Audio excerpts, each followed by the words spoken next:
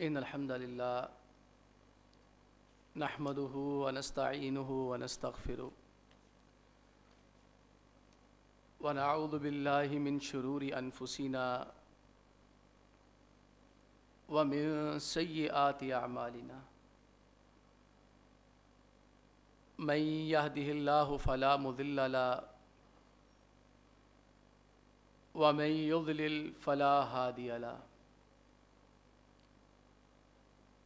وأشهد أن لا إله إلا الله وأشهد أن محمدًا عبده ورسوله أما بعد فإن خير الحديث كتاب الله وخير الهدي هدي محمد صلى الله عليه وسلم وشر الأمور محدثاتها وكل محدثة بدعة وكل بدعة ضلالة وكل ضلالة في النار قال النبي صلى الله عليه وسلم فإن دماءكم وأموالكم وأعراضكم وأبشاركم عليكم حرام كحرمة يومكم هذا في شهركم هذا في بلدكم هذا۔ محترم بھائیو، عزیز بزرگوں اور دوستو، اللہ کے پیغمبر علیہ الصلاۃ والسلام نے حجۃ الوداع سے پہلے جہاں جہاں پر مسلمان موجود تھے ان تمام علاقوں میں، بستیوں، محلوں، شہروں میں اپنے نمائندے بھیجے۔ ان تمام نمائندوں نے ایک ہی پیغام دیا کہ اللہ کے حبیب علیہ الصلاۃ والسلام اس بار حج فرمائیں گے، لہذا سارے وہاں پہنچ جائیں۔ کم و بیش 1.25 لاکھ صحابہ اکرام رضی اللہ عنہم اجمعین وہ تشریف لائے، جن میں بچے، جوان، بوڑھے، خواتین، اکثریت ایسے افراد کی تھی جنہوں نے پہلی اور آخری دفعہ نبی کریم علیہ الصلوۃ والسلام کو دیکھا۔ حتیٰ کہ ایک مقام کے اوپر آپ علیہ الصلوۃ والسلام تشریف فرما تھے تو قافلہ بیٹھا ہوا تھا، علاقے کے کچھ لوگ تھے، تو اللہ کے حبیب علیہ الصلوۃ والسلام نے خود دریافت فرمایا کہ آپ لوگ کون ہیں، کس علاقے سے ہیں؟ تو انہوں نے جواب دینے کے بعد کہا من انت، آپ کیوں پوچھ رہے ہیں، آپ کون ہیں؟ یعنی کہ اللہ کے نبی علیہ الصلوۃ والسلام کو دیکھا نہیں تھا انہوں نے۔ لوگ آتے تھے، 10-15 علاقے کے معززین مسلمان ہوتے تھے، ان کے کہنے کے اوپر سارا قبیلہ مسلمان ہو جاتا تھا۔ اب صحابی بننے کے لیے ضروری ہے کہ کم از کم ایک لمحے کے لیے اللہ کے نبی علیہ الصلوۃ والسلام کی ملاقات کا شرف تو حاصل ہو۔ تو اللہ کے پیغمبر علیہ الصلوۃ والسلام نے پھر اس طرح پیغام بھجوا دیے کہ میں نے حج کرنا ہے، شاید میں اس کے بعد زندہ نہ رہوں، تو ایک دفعہ سارے وہاں آ جائیں تاکہ جو موٹی موٹی دین کی بنیادی چیزیں ہیں میں سب کو بتا دوں۔ 6-7 دن رہے، حج کے ایام کی میں بات کر رہا ہوں۔ اللہ کے نبی علیہ السلام ویسے 5 ذی الحجہ کے قریب مدینہ سے مکہ معظمہ پہنچ گئے تھے، لیکن 6 دنوں کا جو آپ نے وہاں پر مکہ، پھر مینا، پھر عرفات، پھر مزدلفہ، پھر مینا، مکہ، مینا، آنا جانا 3 دن، اللہ کے نبی علیہ الصلوۃ والسلام نے اس دن متعدد خطبات ارشاد فرمائے، اور جتنی بھی گفتگو آپ علیہ الصلوۃ والسلام نے فرمائی وہ 3 مقامات پہ زیادہ ہوئی ہے۔ ایک تو اللہ کے نبی علیہ الصلوۃ والسلام نے عرفہ کے دن گفتگو فرمائی، اس کے بعد اللہ کے نبی علیہ الصلوۃ والسلام نے یوم نحر، ہماری عید، لیکن حاجیوں کی تو عید نہیں ہوتی نا، ان کی تو یوم حج کے کام کرنے ہوتے ہیں، انہوں نے وہ عید نہیں پڑھتے، جو رات حج کر کے آئے انہیں پتہ ہے اس چیز کا۔ حاجیوں نے حج تو نہیں کرنا ہوتا، حج کرنا ہوتا، انہیں قربانی نہیں کرنی ہوتی ہے، عید نہیں منانی ہوتی۔ یوم نحر بھی آپ نے خطبہ ارشاد فرمایا۔ پھر 11، 12، 13 جو دن تھے ایام تشریق جنہیں ہم کہتے ہیں، عید کے اگلے دن 3، ان تینوں مقامات پہ بھی اللہ کے نبی علیہ الصلوۃ والسلام نے منی میں خصوصاً جہاں سارے اکٹھے ہوتے تھے، وہاں بھی آپ علیہ الصلوۃ والسلام نے مختلف نصیحتیں فرمائیں۔ یعنی خطبہ حجۃ الوداع پہ آپ نے ایک نہیں دیا، حج کا خطبہ ایک ہی ہونا تھا عرفہ کے دن جیسے کل ہوا ہے، لیکن متعدد مقامات پہ متعدد گفتگو کی آپ علیہ الصلوۃ والسلام نے۔ اور سبحان اللہ، آپ اقوام متحدہ کا جو چارٹر ہے 1948 میں لکھا گیا یا اس سے کم و بیش، تقریباً کافی زیادہ چیزیں انہوں نے نبی کریم علیہ الصلوۃ والسلام سے لی۔ فرانس کا جو دستور ہے نیپولین بوناپارٹ نے بنایا، وہ اصل میں امام مالک سے بڑا متاثر تھا، عربی جانتا تھا، تو وہ فقہ مالکی کی کتابیں بہت پڑھا کرتا تھا۔ فرانس کا اکثر دستور فقہ مالکی کے اوپر مبنی ہے، جو کہ امام مالک رحمہ اللہ سے لیا گیا ہے۔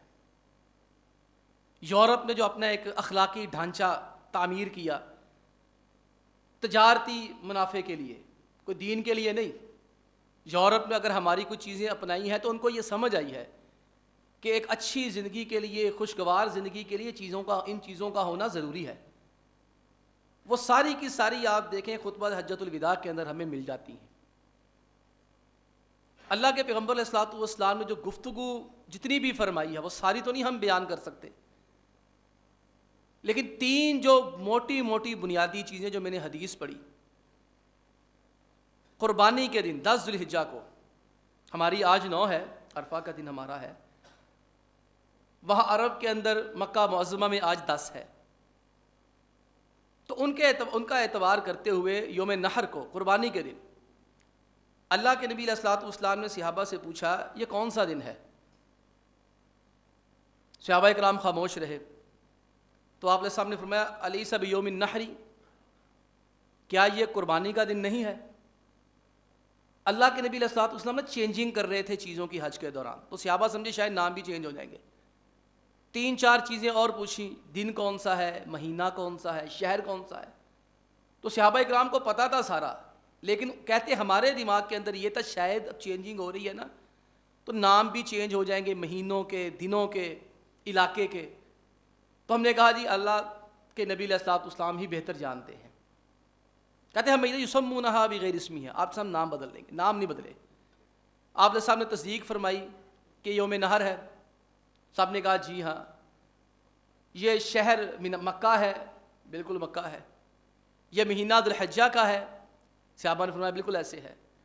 میں پھر یاد رکھو فَإِنَّ دِمَاءَكُمْ وَأَمْوَالَكُمْ وَأَعْرَاضَكُمْ وَبَشَارَكُمْ عَلَيْكُمْ حرام۔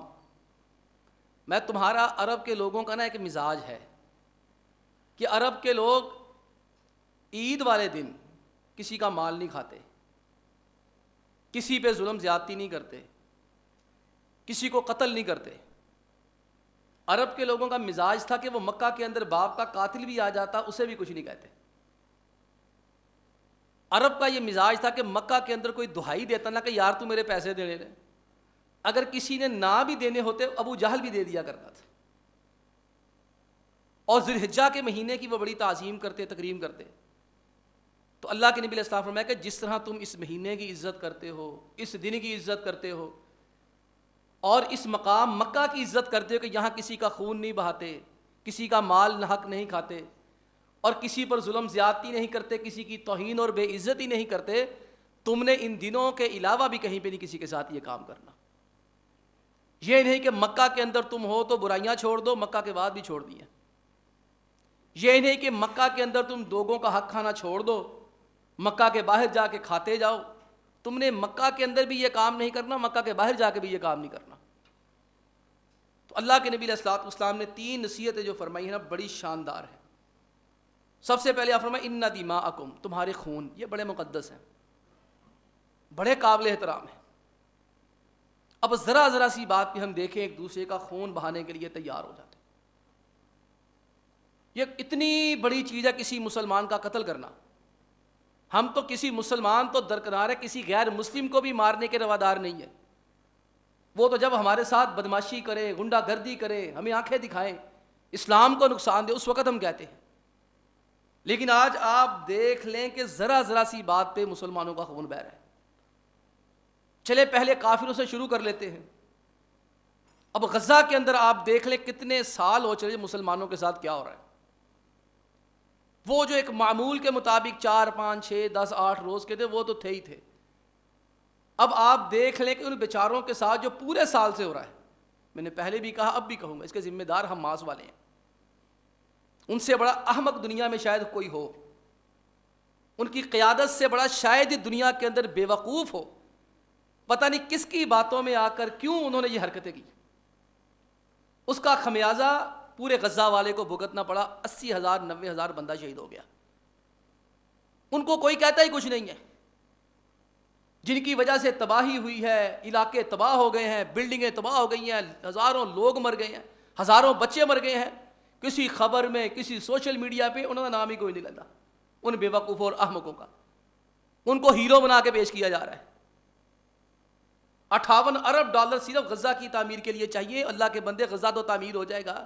یہ بندے کتوں آن گے جڑے مر گئے جے لاکھ کے قریب. سب سے بڑے احمق اور بے وقوف وہ لوگ. اور دوسری میں سمجھتا ہوں جو عرب ریاستیں, ان کی بے غیرتی اور بے شرمی اور بے حمیتی کی انتہا ہے. قریب جو رہتے ہیں مصر والے, عراق والے, لبنان والے, لیبیا والے, شام والے, خلیجی ریاستیں, عرب ممالک سارے, ان کے کانوں پہ جھوں تک نہیں رینگتی. ان کو ذرا سی حیا نہیں آتی, ذرا سی غیرت نہیں آتی کہ یار ہمارے ہمسائے ہیں, ہمارے مسلمان ہیں, ان کے ساتھ جو ہو رہا ہے کوئی عملاً کردار ہی ہم ادا کر دیں. ہم تھوڑی سی کوئی ہمت ہی کر لیں, کوئی کوشش ہی کر لیں. زیادہ سے زیادہ کیا بھیجے, پچھلے دنوں کے اندر کفن کے 2 ٹرک بھیج دیے, دیکھا سوشل میڈیا پہ آپ نے. اور تیسرے جو ہم لوگ ذمہ دار ہیں جو ان کے لیے دعائیں نہیں کرتے. اگر دعائیں زیادہ ہو جائیں تو لوگ ناراض ہوتے, لے اے ہن انہاں واسطے دعاواں ہی کری جاندے پے نے, اے تہاڈیاں دعاواں نال کچھ نہیں ہونا. تمہیں کس نے کہا دعاؤں سے کچھ نہیں ہوتا ظالم آدمی. تیری اپنی آرے کے اندر تیرا بازو آتا ہے, تیرا بھائی بیمار ہوتا ہے, تیری بیٹی بیٹا بیمار ہوتا ہے, تو دعا کے لیے آتا کہ نہیں آتا؟ کتنے ایسے میرے دوست یہاں تشریف فرما ہے, کبھی جمعے کے بعد دعا نہیں کرتے. اپنا بیمار ہو تو کہتے ہیں ہمارے بیماروں کے لیے دعا کریں, ہم پھر بھی کرتے ہیں. کتنے ایسے لوگ ہیں, سلام پھیرا دوڑ لگا دی, شاید انہیں اللہ تعالیٰ سے چاہیے ہی کچھ نہیں. ہم تو فقیر ہیں نا, ہمیں تو الحمدللہ چاہیے اللہ سے, ہم اللہ سے مانگتے رہتے ہیں, اس لیے لوگوں سے مانگنا نہیں پڑتا. ہم وقت اللہ سے فقیر بن کے مانگتے رہتے ہیں. لیکن ہم اپنی اداؤں پہ غور کریں. جب میرا بیمار ہوتا ہے تو میں کہتا ہوں دعا کر دو قاری صاحب فٹافٹ نام لے کے, اور جب کسی کے بیمار کا اعلان ہوتا ہے تو میں بدعت کہہ کے سلام پھیر کے نکل جاتا ہوں. یہ مسلمانوں کی مجموعی صورتحال غزہ کے مسلمانوں کے بھی ساتھ ہے. یہاں تک لوگوں نے شکایت کی جب مسئلہ ہو تو دعائے قنوت کرنی چاہیے. احادیث میں ہے, آپ علیہ الصلوۃ والسلام مہینہ بھر دعائے قنوت کرتے رہے. یدعو علی بنی رعل و ذکوان, کہ 70 صحابہ ظالموں نے شہید کر دیے, دھوکہ دیا, ہمیں جی قراء چاہیے, علماء چاہیے, آپ ہمارے ساتھ بھیج دیں, یہ ہمیں دین کی تعلیم دیں گے. پس پردہ مقاصد کیا تھے؟ چھپ کے بیٹھے ہوئے تھے, ایک مقام پہ جا کے سب کو شہید کر دیا. آپ علیہ الصلوۃ والسلام کو اتنی تکلیف ہوئی کہ آپ ہم پورا مہینہ رو رو کے گڑ گڑا کر 5 نمازوں کے اندر دعائے قنوت کرواتے رہے. یعنی خون مسلم کی کوئی اہمیت نہ رہی. آپ علیہ الصلوۃ والسلام اسے اتنا اہم قرار دے رہے ہیں کہ مکہ جیسا ہے, یہ ذوالحجہ جیسا ہے, قربانی جیسا ہے, اور ہم جو ہے وہ ان کے قصیدے پڑھتے ہیں جن کی وجہ سے غزہ کے مسلمانوں کا خون بہتا ہے. اور وہ نالائق حکمران, بے غیرت بے حس حکمران جو اپنا کردار ادا کر سکتے ہیں, وہ کردار ادا کرنے سے قاصر ہیں. اور ہم جیسے جن کے پاس دعاؤں کی سوا ہے ہی کچھ نہیں, ہم بے دلی سے دعائیں کر کے اٹھ جاتے ہیں. اور یہ نتیجہ یہاں تک پہنچا کہ کافر تو مسلمان کو مارتا ہے, مسلمان کو قتل کر رہا ہے. آئے دن اخباروں میں خبریں پڑھنے کو ملتی ہیں. اور تو اور ہے, سگے بہن بھائی ایک دوسرے کے قتل کے اندر ملوث نظر آتے ہیں. آپ فیس بک پہ دیکھیں, یوٹیوب پہ دیکھیں, کئی مقامات پہ دیکھیں, اپنے محلوں میں دیکھیں. کوئی بھائی بھائی کو زہر دے کے مار رہا ہے، کوئی بھائی کو بہن بلاتی ہے، وراثت کا مسئلہ ہوتا ہے، سب کے ساتھ مل کے اسے قتل کر دیتے ہیں، اور پھر کتنی دیکھے درندگی ہے، اس کی ویڈیو بھی بن جاتی ہے۔ یعنی یہ ہونا خون مسلم کی اہمیت، تو بندہ روک ہی دیتا ہے، روک نہیں سکتا، بندہ پرے ہو جاتا ہے۔ یار اب ہمیں تو لائیو مناظر دیکھنے کو مل جاتے ہیں، سوشل میڈیا پہ ویڈیوز مل جاتی ہیں، وہ کیسے وہ چیخے مارتا ہے، کیسے اسے چھریاں پھیرتے ہیں، کیسے اس کو ڈراتے ہیں، دمکاتے ہیں، سارا کچھ کرتے ہیں، بھائی بھائی کے ساتھ کر رہا ہے۔ اب دیکھیں نا، بھائی کی بھائی کے ساتھ محبت تو مشہور ہے کہ یہی بھائی ہوتا ہے، اس کے بھائی کو کوئی ہاتھ لگا دے تو یہ پوری اپنی دوستوں کی فوج تیار کرتا ہے کہ میرے بھائی کو کسی نے ہاتھ لگایا ہے، آج اسی نہیں چھڑنا، یہ ہووے کون ساڈے بھرا نوں ہاتھ لاؤن والا۔ لیکن جب وراثت کا مسئلہ بنتا ہے تو یہی بھائی خنجر لے کے گھر سے باہر گولی مارنے کے لیے گن پکڑ کے کیا نکلتے، میں اپنا بھرا مار دینا۔ وہ کسی دل جلے نے کہا تھا نا، ارلے پرلے ایتھے ہی رہ گئے، ارلے پرلے ایتھے ہی رہ گئے، ماں دے ترلے ایتھے ہی رہ گئے، ویڑے چو دو لاشاں اٹھیاں، پنجے ہی مرلے ایتھے رہ گئے۔ آپ نے واقعات سنے، کیا یہ درندگی کی انتہا نہیں ہے؟ کہ ظلم کی انتہا نہیں ہے؟ بھائی بھائی کو مار رہا ہے۔ یہ حجۃ الوداع کا بھائی اس دن کا پہلا پیغام یہ تھا کہ خون نہیں کرنے ایک دوسرے کے، قتل نہیں کرنے ایک دوسرے کے، مسلمان کی جان کا رکھوالا ہے۔ المسلم من سلم المسلمون من لسانہ و یدہ۔ آپ علیہ السلام فرماتے ہیں حقیقی مسلمان وہی ہے جس کی ہاتھ سے، جس کی زبان سے مسلمان محفوظ ہوں۔ میں اپنا کردار دیکھوں، اپنا کردار دیکھیں، اپنی اداؤں کا جائزہ لیں، پھر میں نے بات کی مسلمان کا خون معمولی نہیں ہے۔ لو ان اہل السماء والارض اشترکوا فی دم مؤمن لاکبہم اللہ فی النار۔ اللہ کے نبی علیہ السلام فرماتے ہیں اگر ایک مسلمان کے قتل کرنے کے اندر یہ پوری دنیا بھی شریک ہو جائے، اللہ تعالیٰ ایک مسلمان کے قتل کی وجہ سے سب کو جہنم کے اندر پھینک دے گا۔ ایک مسلمان کا قتل معمولی نہیں ہوتا، اور یہاں یہ معمول کی بات ہے۔ ابھی تو ہمارے، اگر آپ کو یاد ہو، اخباروں سے تعلق اور واسطہ ہو تو پہلے یہ خبریں اخباروں کے اندر آیا کرتی تھی۔ اخباروں کے اندر اب کرائم کا پرچہ نہیں آتا، بہت کم خبریں آتی ہیں۔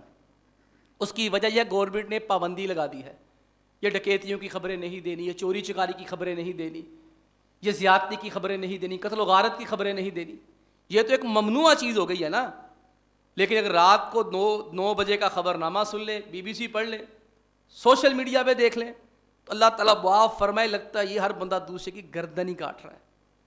جو ثنا بچی کے ساتھ ہوا، غلط تھی، وہ اس نے غلط حرکتیں کی، ٹک ٹاکر جو تھی، اس نے چترال کی تھی شاید، اس نے جو کیا غلط کیا اس بچی نے، لیکن آخر کا اس کو مارا تو غلط ہی گیا نا۔ وہ پہلے جنابے والا جیسے بیچاری کی قتل کی خبر اڑی ہے، وہ مولویوں کے سر کے اوپر پھینک دیا کہ مولویوں نے کرایا۔ بھائی مولوی کو کیا ضرورت ہے اسے مروانے کی؟ میں ہوں تو مجھے کیا ضرورت ہے کہ وہ مار دو اسے جا کر؟ بعد میں کہانی کچھ اور ہی نکل آئی، قصور اس کا بھی تھا۔ لیکن آپ معاشرے کا عمومی مزاج دیکھیں کہ لڑکی اس کے ساتھ دوستی نہیں کر رہی، اس نے جا کے گولیاں مار کے لڑکی کو ہی مار دیا۔ میڈیا نے پہلے تماشا خوب لگایا علماء کے خلاف، دینداروں کے خلاف، مولویوں کے خلاف، لیکن بعد میں حقیقت حال کھل گئی۔ یہاں سے آپ ایک مزاج دیکھ سکتے ہیں قوم کا کہ جڑی میں نہ نہیں باندھی انہوں مار دیو۔ یہ پہلا پیغام ہے حجۃ الوداع کا، یوم نحر کا۔ اس کی کوئی اہمیت کو، نزاکت کو سمجھے۔ مسلمان کے بارے میں مسلمان کو مارنا کوئی معمولی چیز نہیں، اللہ کے نبی علیہ الصلوۃ والسلام نے اسے کفر تک قرار دیا ہے۔ اور دوسری بات ہے، اللہ کے نبی علیہ الصلوۃ والسلام نے مسلمانوں کا ناحق مال کھانا حرام قرار دیا اس دن 1.25 لاکھ کے مجمع میں۔ میں تمہارے مال ایک دوسرے پر ناجائز کھانا حرام ہے۔ اب کتنی قسمیں آ جاتی ہیں، جوے کے ساتھ ایک دوسرے کا مال حرام کھا رہے ہیں لوگ، چوری کر رہے ہیں، ڈکیتی کر رہے ہیں۔ دیکھیے چور ڈکیت کتنے معمول کے معاملات بن گئے ہیں، اور کتنے درلے سے یہ 500 1000 2000 کے لیے ظالم بندہ ہی مار دیتے ہیں۔ یعنی کہ یہ ان کے اندر ایک چیز آ چکی ہے لا قانونیت کی وجہ سے، یہ انتہا ہو چکی ہے کہ اگر کسی سے لٹتے نہیں تو وہ غصہ کر جاتا ہے، میرے کو لٹیا کیوں نہیں۔ آپ اندازہ کریں، اگر یہ آگے سے مزاحمت کر لیتا ہے، کوئی بات کر لیتا ہے تو گولی مار دیتے. یہ ڈکیتی، چوری، سود خوری کیا ہو رہا ہے، دھوکہ دہی، فراڈ. اسی طرح حرام مال کے اندر جو معاشرے میں عام ہے، کسی کی مجبوری کا فائدہ اٹھا لینا. 3-4 بھائی آپس میں خدا نہ خواستہ لڑ پڑے، پر پتہ لگ جائے پراپرٹی ڈیلر کو، لے پھر اس مکان دی ویلیو ہو گئی. پتہ چل جائے یہ بندہ مجبور ہے، یہ پھنس گیا ہے، اس نے بیٹی کی شادی کرنی ہے، بیٹے کو اعلیٰ تعلیم کے لیے باہر بھجوانا ہے، بچوں کی شادیاں کرنی ہے، جہیز لینا ہے. لو جی پھر پتہ چل جائے صحیح کیا مجال ہے کہ بندہ اس کا ریٹ ہی صحیح لگا دے. پتہ چل جائے اس دکاندار کی دکانداری نہیں چل رہی. لوگوں کی مجبوریوں سے فائدہ اٹھانا یہ بھی حرام ہے. پھر سادگی سے فائدہ اٹھانا. ایک بندہ اسے کاروبار کا طریقہ ہی نہیں آتا، اس نے کبھی بازار کی شکل نہیں دیکھی، اپنے کاموں میں مصروف رہا. اور یہ طے شدہ بات ہے، جو پڑھنے پڑھانے والے لوگ ہوتے ہیں، افسران ہوتے ہیں، انہیں چیز خریدنے کا پتہ نہیں ہوتا. یہ لور لور باہر نہیں گھومتے، یہ کمرے میں ہر وقت بیٹھ کے اپنا پڑھتے رہتے ہیں. ان کو یہ چکر بازیوں کا، اداروں کی چلاکیوں کا ان کو نہیں پتا ہوتا. یہ ایک معمول کی بات ہے. جو بندہ کبھی گھر سے باہر گیا ہی نہیں، اسے کیا پتا کیا چلاکیاں ہو رہی ہیں، ہوشیاریاں ہو رہی ہیں. اس کی تو ساری دنیا کتابوں کے ارد گرد گھومتی ہے، اسے کیا پتا بھاؤ تاؤ کیا ہے. چونکہ دنیا ایک ڈیمانڈ کرتی ہے ان چیزوں کی، دنیا چاہتی ہے ایسے لوگوں افسر بنانے کے لیے، اس کو افسری مل جاتی ہے. پھر پتہ ہوتا ہے یہ افسر تو بن گیا، پیسہ تو آ گیا، لیکن ہے بے وقوف کا بے وقوف، سادے کا سادہ، درویش کا درویش، ملنگ کا ملنگ ہے. اس کو جڑیں کاٹو. ایک کو بڑا پیسہ جی انہوں مہنگو، ان چیز مہنگی بیچ دو، انہوں نہیں پتا چیز کینج لئی دی ہے. یہ بھی غلط ہے. اور ٹھیک ہے منافع رکھ لیتے ہیں، اور بھائی منافع بھی ایک معقول ہوتا ہے نا، ناجائز منافع بھی، یہ بھی حرام ہے. مال کھانے کے اندر یہ بھی آ جاتا ہے. ایک ہے مارکیٹ ریٹ ہوتا ہے، اس کی شریعت میں بڑی قدر اور ویلیو ہے. اللہ کے نبی علیہ الصلوۃ والسلام کے پاس صحابہ آئے تھے، کچھ چیزوں کے ریٹ آگے پیچھے ہو گئے. سعر لنا یا رسول اللہ، اللہ کے پیغمبر علیہ الصلوۃ والسلام مہربانی فرما دیں ذرا ریٹ مقرر کر دیں. تو چیزیں ذرا نا آؤٹ آف کنٹرول ہو رہی ہیں، وہ خریدی نہیں جا رہی. تو آپ سے فرمایا میں نے یہ کام نہیں کرنا. میں ریٹ جو اوپر نیچے ہوتے ہیں اللہ تعالیٰ کی طرف سے ہوتے ہیں. قحط سالی بھی اللہ تعالیٰ کی طرف سے ہوتی ہے، اور مال کا زیادہ ہونا بھی اللہ کی طرف سے ہوتا ہے. جب چیز کی شارٹیج ہو گئی، مارکیٹ میں ہے ہی نہیں تو مہنگی. جب چیز بے تحاشا مارکیٹ میں آ گئی تو سستی. وہ جو ریاضی کے اندر کوئی اصول بھی پڑھایا جاتا ہے کہ بڑھوتری کا، اور یعنی کیا اسے کہتے ہیں، آپ کو پتا ہوگا انگلش کے اندر، کہ چیز کی سپلائی اینڈ ڈیمانڈ کا جو اصول ہے، یہ معاشی اصول پڑھایا جاتا ہے بینکوں میں، سپلائی اینڈ ڈیمانڈ، وہ آپ بھی جانتے ہیں ماشاءاللہ سارے. اب اس اصول کے مطابق چیزوں کا آگے پیچھے ہونا ایک فطری تقاضا ہے. اور لیکن بھائی چیز جتنی بھی مہنگی ہو جائے وہ کم از کم کتنی ہو جائے گی؟ ٹھیک ہے 100 روپے کی تھی 105 کی ہو جائے گی، 110 کی ہو جائے گی، اب وہ 300 کی تو ہونے سے رہی.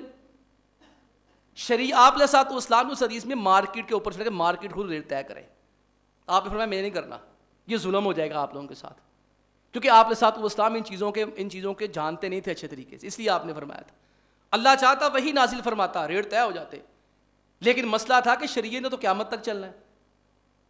تو آپ نے فرمایا بھائی میں نے ظلم نہیں کرنا، تم آپس میں خود ہی ریٹ شیٹ طے کر لیا کرو چیزوں کے معمول کے مطابق. اب دیکھیں نا، ایک چیز 100 روپے کی 110 کی تو ہو سکتی ہے، 115 کی تو ہو سکتی ہے، لیکن اللہ کے بندوں وہ 300 کی ہو سکتی ہے، وہ 600 کی ہو سکتی ہے، وہ 700 کی ہو سکتی ہے. پھر یہی ہوا نا، ایسے معاملات میں کسی کی مجبوری سے فائدہ اٹھا لیا، کسی کی سادگی سے فائدہ اٹھا لیا. اب یہ جو ہمارے بیوپاری حضرات ہیں جو بازاروں میں اس وقت ہمیں جانور بیچ آ تو چکی ہوئی ہے، جانوروں کے ریٹ کہاں پہنچا دیے ہیں. بچے ہمیں تنگ کرتے ہیں، ہمیں نہیں پتا، لے کے آؤ لے کے آؤ لے کے آؤ. اب وہ صاحب حیثیت ہونے کے باوجود بندہ کہتا ہے یار 2-4 دن ٹھہر جاؤ، ریٹ تھلے آ لیں. اب دیکھنا 2 لاکھ کا بیل ہے، وہ چلے 2 کا دے دیا، 2.25 کا دے دیا، 2.5 کا دے دیا. اب وہ 6 کا تو نہیں ہو سکتا نا، 5 کا تو نہیں ہو سکتا. اب ذرا سی عید کل ہونے کی دیر ہے، آپ دیکھیں گے یہی بکرے جو 1.5 لاکھ کو ہاتھ نہیں لگانے دیتے، منتیں کر کے 75 ہزار کا بیچ کے جائیں گے. یہ ہے زیادتی اور غلط بات. اس طرح مال کھانا حرام ہے. جیسا میں نے پہلے عرض کیا، پرسنٹیج رکھیں اچھی، معقول، مناسب، جس کو دیتے ہوئے بھی انسان کو پریشانی نہ ہو. کوئی بات نہیں، بندہ 2-3-5 روپے اوپر دے دیتا ہے، لاکھ روپے کی چیز کے پیچھے 2-3-5 ہزار اوپر دے دیتا ہے، اس کو دکھتے نہیں ہے. لیکن لاکھ روپے کی چیز اس کے اوپر 1,00,000-1.5 لاکھ دینا، یہ اس کو بڑی تکلیف ہوتی ہے. یہ بھی حرام ہے جو ہم حرام طریقوں سے چیزیں کھا رہے ہیں. اللہ کے نبی علیہ الصلوۃ والسلام کی تربیت یہ نہیں تھی. آپ علیہ الصلوۃ والسلام کے صحابی تھے جناب جریر بن عبداللہ البجلی رضی اللہ تعالی عنہ، بڑے خوبصورت تھے. انہیں اس امت کا یوسف علیہ الصلوۃ والسلام کہا جاتا ہے. ان کی نسل سے ایک صاحب نے کہا تھا کہ میں ان کی نسل سے ہوں، مدینہ طیبہ میں ملا تھا. وہ اللہ ہی جانتا ہے سچا کہ جھوٹا، لیکن بندہ بے تحاشا خوبصورت تھا. ان کی نسل آج بھی کہتے ہیں مدینہ طیبہ کے اندر موجود ہے. بہت حسین و جمیل آدمی. آپ علیہ الصلوۃ والسلام کے صحابی اپنے کسی ملازم کو کہنے لگے یار مجھے گھوڑا چاہیے، لے کر آؤ. ان کا ملازم جاتا ہے 100 درہم کا گھوڑا لے کے واپس آ گیا. جناب جریر نے دیکھا، کہنے لگے یار یہ کہاں سے لے کر آئے ہو، اتنا سستا لے آیا. کہنے ہاں جی سستا ملیا میں لیندا. چل بازار چلیے. بازار جاتے ہیں، جا کر اس بندے کو ملے، ابھی وہ دکاندار جس نے بیچا تھا وہی مارکیٹ میں تھا، بازار میں تھا.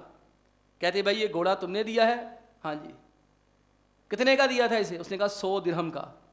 کہتے اپنی خوشی سے دیا ہے؟ جی اپنی خوشی سے دیا ہے. فرمانے لگے میں تمہیں اس کا 200 درہم دینے کو تیار.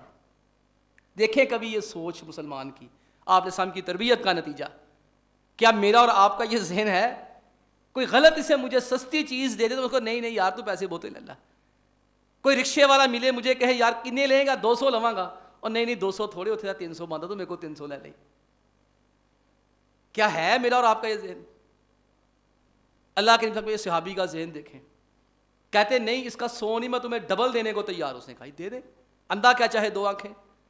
اس صحابی کہا کہ نہیں اس کی قیمت 200 درہم نہیں 400 درہم ہے، میں 400 دینے کو تیار ہوں. اس نے کہا ٹھیک ہے جی آپ 300% زیادہ دے دیں. وہ بولے نہیں اس کی قیمت 600 درہم ہے، میں 500% تمہیں زیادہ دینے کو تیار ہوں. اس نے کہا ٹھیک ہے ابھی آپ مجھے 600 دے دیں. صحابی فرمانے کہ نہیں اللہ کے بندے اس کی اصل قیمت 800 درہم ہے. یعنی 100 کی لی ہوئی چیز خود اس کے پاس گئے 700% اسے زیادہ پیسے دیے، 700% زیادہ دیے. اس نے خوشی خوشی لیے، چلنے لگا. تو جناب جریر نے کہا اچھا مجھے ایک بات بتاؤ، تمہارا گھوڑا تو بڑا شاندار تھا، تم نے مجھے اتنا سستا کیوں دیا؟ 800 اس کی قیمت ہے، تم 100 میں دے رہے ہو. اس نے کہا بات اصل میں یہ ہے میری بیٹی کی شادی ہے، میں نے بیٹی رخصت کرنی ہے، اس کو دینے کے لیے میرے پاس ہے کچھ نہیں. گھر میں یہی ایک گھوڑا بچا تھا، میں نے کہا گھوڑا بیچتے ہیں، کوئی 100 پیسے آئیں گے، کچھ پیسے ہاتھ میں آئیں گے، بچی کو رخصت کر دیں گے دے دلا کے. دیکھنا یہ مجبوریوں. اس نے کہا کہ آپ کے غلام نے پھر 100 درہم لگائے تھے، لوگوں کو پتا تھا نا میری بیٹی کی شادی میں مجھے 100 درہم بھی نہیں دے رہے تھے. تو صحابی نے کہا اللہ کے نبی علیہ الصلوۃ والسلام نے ہمیں چیزیں خریدنے کا حکم دیا ہے، مجبوریاں خریدنے کا حکم نہیں دیا. لوگوں کی مجبوریاں نہ خریدیں، حرام ہے. اللہ کے بندو اللہ سے ڈرو، مجبوریوں کے سودے نہ کریں. اس نے کہا میری بیٹی کی شادی تھی. صحابی مڑے سے ہاتھ پکڑ کر کہا حضرت میں نے تو مسئلہ بتا دیا، آپ نے کیوں ایسا کیا کہ میں نے اتنی سستی چیز دی، آپ دوبارہ واپس آئے ہیں اتنی مہنگی چیز خرید کے جا رہے ہیں. جناب جریر فرمانے لگے اللہ کے نبی علیہ الصلوۃ والسلام کے پاس بیٹھا تھا. اللہ کے نبی علیہ السلام نے کہا جریر اپنا ہاتھ آگے کرو، مجھ سے ایک وعدہ کرو. کہتے میں نے ہاتھ آگے کیا تو آقا علیہ الصلوۃ والسلام نے میرا ہاتھ اپنے ہاتھ میں تھام کر کہا جریر میرے ساتھ وعدہ کرو النصح لکل مسلمین، ہر مسلمان کا فائدہ سوچ چکے، کسی مسلمان کا کبھی نقصان نہیں کرو گے. کہتے زندگی میں آج اتنے سالوں کے بعد وعدہ نبھانے کا وقت آیا. جب تیرا گھوڑا میرے پاس پہنچ گیا میں سمجھ گیا تھا یقیناً کوئی مجبور بندہ اتنی سستی چیز بیچ رہا ہے. تو یہ بھی اللہ کے بندوں ٹھیک نہیں ہے. اور تیسری آخری بات کہ مسلمان کی عزت احترام کو ملحوظ خاطر رکھنا. دیکھیں عزت سب کی ہوتی ہے، حتیٰ کہ نبی کریم علیہ الصلوۃ والسلام نے جو اپنی عزت کے لیے مرتا اسے شہید قرار دیا. من قتل دون مالہ فہو شہید، جو اپنی اپنا مال بچاتے ہوئے بچ جائے وہ شہید کے مقام پہ فائز ہوتا ہے. من قتل دون دینہ فہو شہید، جو دین بچاتے مر جائے وہ شہید ہے. من قتل دون ارضہ فہو شہید، جس کی بہن بہو بیٹی پہ گندی نظر کوئی ڈالے اس کے دفاع میں مر جائے وہ بھی شہید ہے. آج کیا ہو رہا ہے ہمارے معاشرے کے اندر؟ نہ کسی کی عزت محفوظ ہے، نہ کسی کا جان محفوظ، نہ کسی کا مال محفوظ ہے. تینوں چیزیں محفوظ نہیں ہیں. نہ بچیوں کی عزتیں محفوظ ہیں، نہ اپنے کے ہاتھوں سے نہ بیگانوں کے ہاتھوں سے۔ اب دیکھیں پیچھے ایک واقعہ ہوا، یہ حافظ آباد میں، ابھی آنے سے پہلے میں خبر پڑھ رہا تھا الحمدللہ، چند دن پہلے ایک پولیس کے دوست بیٹھے، کہتے ہیں اب حکومت نے اک کر ایک محکمہ بنا دیا ان ظالم عدالتوں کی وجہ سے، ایک محکمہ جس کا کام یہی ہے زیادتی میں ملوث ملزموں کو بغیر عدالت میں لے جائے ٹھوک دینا۔ میں نے کہا بالکل صحیح ہے، یہ عدالتیں ان کو تحفظ فراہم کرتی ہیں گنڈوں اور بدماشوں کو۔ شریف بندہ ڈر کے ہمارے سامنے نہیں آتا۔ وہ ڈاکو نے پہلے کیا کیا، اس بیچاری عورت کی عزت لوٹی، زیادتی کی اس کے ساتھ، ویڈیو بنائی، مال لوٹا، عزت لوٹی، پھر ان دونوں میاں بیوی کو مجبور کیا ایک دوسرے کے ساتھ میاں بیوی والے تعلقات قائم کرے، ویڈیو بنا کے سوشل میڈیا پہ دے دی۔ یہ ہو رہا ہے سوشل میڈیا کے اوپر، اس طرح عزتوں کے جنازے نکالے جا رہے۔ وہ تو پھر سافٹ ویئر موجود ہیں، سارا کچھ موجود ہے نا، بندے تو پکڑے ہی جاتے ہیں، پکڑنے ہوں۔ یہ ٹک ٹاکر کا قاتل 12 گھنٹوں میں پکڑا گیا کہ نہیں پکڑا گیا؟ علماء کا قاتل چاہے نہ پکڑا جائے، ان کا تو پکڑا ہی جاتا ہے جو ان کے ہوتے ہیں، پکڑنا چاہیں تو پکڑ سکتے ہیں۔ ابھی ان تینوں کی ویڈیو دیکھ رہا تھا میں اذان سے پہلے، تینوں کو پولیس نے مقابلے کے اندر پار کر دیا۔ بالکل ٹھیک، میں سمجھتا ہوں یہ اگر نہیں عدالتوں نے کام کرنا پھر یہی ٹھیک ہے۔ اب آپ تواتر سے اخباروں کے اندر خبریں پڑھ رہے ہیں کہ یہ بندے ڈکیت مار دیے، فلاں مار دیے، فلاں مار دیے۔ اللہ معاف فرمائے، فعل کی حوصلہ افزائی نہیں کرتے، کوئی ناجائز نہ مر جائے، لیکن عدالتوں نے جو رویہ اختیار کیا ہے یہ مسلمان کی عزت کے خلاف ہے۔ اپنی نگاہوں میں عزت پیدا کرے، حیا پیدا کرے، کہ ہمیں دیکھ کر کوئی عورت گلی کا رستہ بدلنے پہ مجبور نہ ہو جائے۔ کتوں کو دیکھ کے لوگ رستہ بدلنے پہ مجبور ہوتے ہیں، یہ کتا کدھر پہ نہ جاوے۔ تو میں بھی کوشش کروں، آپ بھی کوشش کریں، اور کسی کے ساتھ یہ معاملہ نہ کرے، کوئی بھی بے عزتی کا معاملہ نہ کرے۔ انسان انسان ہوتا ہے، سیلف رسپیکٹ بہت بڑی چیز ہے، اللہ کے بندو اس کو سمجھیں۔ اللہ کے نبی علیہ الصلوۃ والسلام ایک دفعہ بیت اللہ کا طواف فرما رہے تھے، تو آپ علیہ الصلوۃ والسلام نے بیت اللہ کو مخاطب کر کے فرمایا، ما اطیبکی و اطیب ریحکی، بیت اللہ تو کتنا پیارا ہے اور تیری خوشبو کتنی اچھی ہے، ما اعظمکی و اعظم حرمتکی، بیت اللہ تیری کتنی عزت اور شان ہے، حرمت ہے، مقام ہے، والذی نفس محمد بیدہ، اس ذات کی قسم جس کے ہاتھ میں مجھے محمد کی جان ہے، لحرمت المومن اعظم عند اللہ حرمت منکی و مالہ و دمہ، میں بیت اللہ تیری شان کتنا، تیرا مقام کتنا، تیری شان کتنی، لیکن ایک مسلمان کی عزت اللہ کی نگاہ میں تجھ سے بھی زیادہ ہے۔ یعنی کسی کے بارے میں سن لینا اس نے بیت اللہ کو گرایا ہے، بیت اللہ میں توہین کی ہے بیت اللہ کی، تو آپ اسے مار دیں گے، لیکن اتنا گناہ بیت اللہ کی توہین کرنے کا نہیں ہے جتنا گناہ اللہ کے ہاں ایک مسلمان کی تذلیل کرنے کا ہے۔ اللہ تعالیٰ ہمیں بھی عمل کی توفیق عطا فرمائے، اللہ ہماری کمیاں کوتاہیاں بھی دور فرمائے۔ وآخر دعوانا ان الحمد للہ رب العالمین۔